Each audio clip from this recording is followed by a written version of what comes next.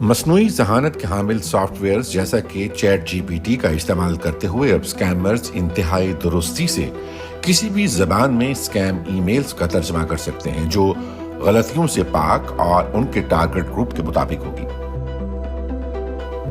ایسا ہی ایک مقبول ترین اسکیم شاک کال ہے، جس میں کوئی فریبی پولیس افسر بن کر فون کرتا ہے اور آپ کے فیملی ممبر کے کسی جرم میں ملوث ہونے کا ذکر کرتا ہے، لیکن مصنوعی ذہانت کی وجہ سے یہ معاملہ کچھ زیادہ ہی گھمبیر ہو چکا ہے۔ امریکہ میں ایسے کیسز سامنے آئے جن میں ماؤں کو فون موصول ہوئے کہ ان کی بیٹیوں کو مبینہ طور پر اغوا کر لیا گیا ہے۔ ان کالز کے دوران ماؤں نے اپنی بیٹیوں کی آوازیں یہ کہتے ہوئے بھی سنی کہ انہیں تکلیف پہنچائی جا رہی ہے، لیکن دراصل ان لڑکیوں کی آوازیں ریکارڈ کر کے ان کی آواز میں یہ سب مصنوعی ذہانت کے ذریعے کہلوایا گیا ہوگا۔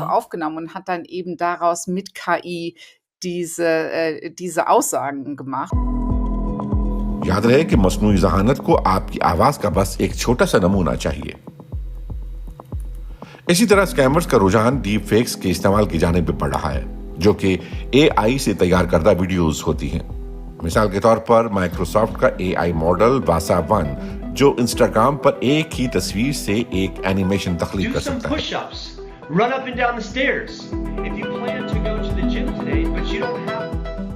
کسی اور کی آواز کو کسی اور کے ہونٹوں پر سجایا جا سکتا ہے اور اسے پکڑنا بھی مشکل ہے۔ کوئی ماہر ہو تو شاید یہ چیک کر لے، لیکن عام بندے کے لیے یہ مشکل ہی ہوگا۔ زیادہ تر دھوکے بازوں کے لیے ٹیکنالوجی سے زیادہ اہم بات متاثرین کا اعتماد جیتنا ہوتا ہے۔ تھوڑی سی انفارمیشن حاصل کرنے کے بعد ہی ہم کسی پر بھروسہ کر لیتے ہیں، مثال کے طور پر کسی واقف کا نام وغیرہ، لیکن یہ معلومات سوشل میڈیا سے بآسانی حاصل کی جا سکتی ہیں۔ کوئی بھی یہ معلومات استعمال کر سکتا ہے اور ہم اس بارے میں لا علم ہوتے ہیں۔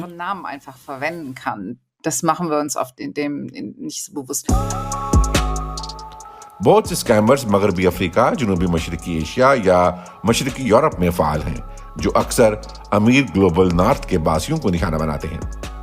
بچوں اور بزرگوں کو ان سے زیادہ خطرہ ہوتا ہے، لیکن وہ لوگ جو تنہائی کا شکار ہوتے ہیں وہ بھی رومانس اسکیمرز کے ہاتھوں نشانہ بن کر مالی نقصان اٹھا سکتے ہیں۔